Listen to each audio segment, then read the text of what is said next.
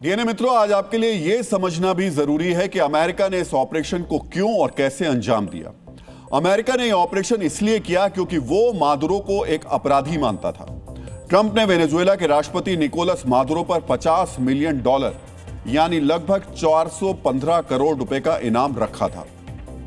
अमेरिकी न्याय विभाग के मुताबिक मादुरो पर अमेरिका में कोकीन सप्लाई कराने की साजिश रचने, ड्रग कार्टेल्स को संरक्षण देने, आतंकी संगठनों के साथ गठजोड़ करने और अमेरिकी नागरिकों को नुकसान पहुंचाने की साजिश का आरोप लगाया गया था।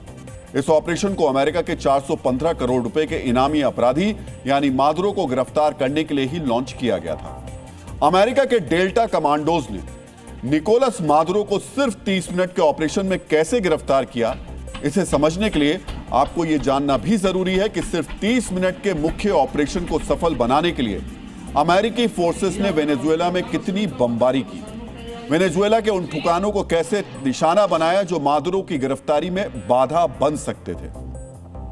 अमेरिकी सेना ने आज वेनेजुएला में 4 ठिकानों पर बड़े हमले किए। पहला ठिकाना था फुएर्तेवेनेजुएला। यह राजधानी काराकस का मुख्य सैनिक अड्डा है और देश का सबसे बड़ा मिलिट्री बेस है। इसे आप वेनेजुएला की सेना का दिमाग यानी माइंड कह सकते हैं, क्योंकि यहीं से सेना, नेशनल गार्ड, इंटेलिजेंस और राष्ट्रपति सुरक्षा के लिए आदेश दिए जाते थे। कई बार राष्ट्रपति मादुरो खुद यहीं से हालात मॉनिटर करते थे। अमेरिका ने फुएर्तेवेनेजुएला को बड़े हमले से ठप करके वेनेजुएला की सेना का कमांड कंट्रोल सिस्टम तोड़ दिया। अमेरिका ने दूसरा बड़ा हमला ला कार्लोटा में किया। यह काराकस का मुख्य एयरबेस है, जिसका सैन्य और नागरिक दोनों उड़ानों के लिए इस्तेमाल किया जाता है। यानी यहीं से वेनेजुएला के सैन्य, लड़ाकू विमान और हेलीकॉप्टर्स उड़ान भरते थे। इसके अलावा वीआईपी और राष्ट्रपति की उड़ान के लिए भी इसका इस्तेमाल किया जाता था। अमेरिका ने इसे तबाह करके काराकस को एयर डिफेंस से वंचित कर दिया। इसके अलावा राष्ट्रपति मादुरो के भागने की संभावनाओं पर भी विराम लगा दिया। अमेरिका ने तीसरा बड़ा हमला एल वोल्कान में किया। यह काराकस की पहाड़ियों में स्थित कम्युनिकेशन सेंटर है। यहीं से वेनेजुएला की सेना, एयर डिफेंस, पुलिस और राष्ट्रपति सुरक्षा आपस में जुड़ते हैं। इसे तबाह करके अमेरिका ने वेनेजुएला की सेना को अंधा और बहरा कर दिया, जिससे अमेरिकी हमले का जवाब देने के लिए ना कोई आदेश मिला, ना फोर्सेस का समन्वय यानी कोऑर्डिनेशन हो पाया। भ्रम और अफरा तफरी के बीच मादुरो को अगवा कर लिया गया। अमेरिका ने चौथा बड़ा हमला ला ग्वायरा पोर्ट पर किया। यह कैरेबियन तट पर स्थित देश का प्रमुख बंदरगाह है। यह तेल निर्यात और सैन्य सप्लाई का मुख्य रास्ता है। इसे राजधानी के सबसे नजदीक का समुद्री द्वार कहा जाता है। यानी अमेरिका ने प्रतिरोध की स्थिति में सरकार की सप्लाई चेन तोड़ दी, यानी सुनिश्चित किया कि बाहरी देश वेनेजुएला को मदद नहीं दे पाए। ट्रंप प्रशासन के आदेश पर अमेरिकी सेना ने पिछले कई महीनों से वेनेजुएला को घेर कर रखा था। कैरेबियन समुद्री क्षेत्र में अमेरिका ने अपने एयरक्राफ्ट कैरियर समेत 10 युद्धपोत और परमाणु ऊर्जा से चलने वाली पनडुब्बी भी भेज रखी है और यहीं से पूरा ऑपरेशन चलाया गया, जिसे ट्रंप व्हाइट हाउस में बैठकर मॉनिटर कर रहे थे। इन हमलों ने वेनेजुएला के प्रतिरोध की क्षमता को बड़ा नुकसान पहुंचाया है। इसके अलावा वेनेजुएला में धमाकों से मादुरो की सुरक्षा में तैनात गार्ड्स और सेना का ध्यान भी भटका।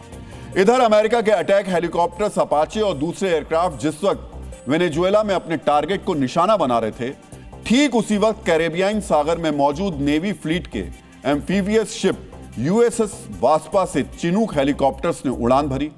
इस हेलीकॉप्टर में अमेरिका के सबसे एलीट डेल्टा कमांडोज मौजूद थे।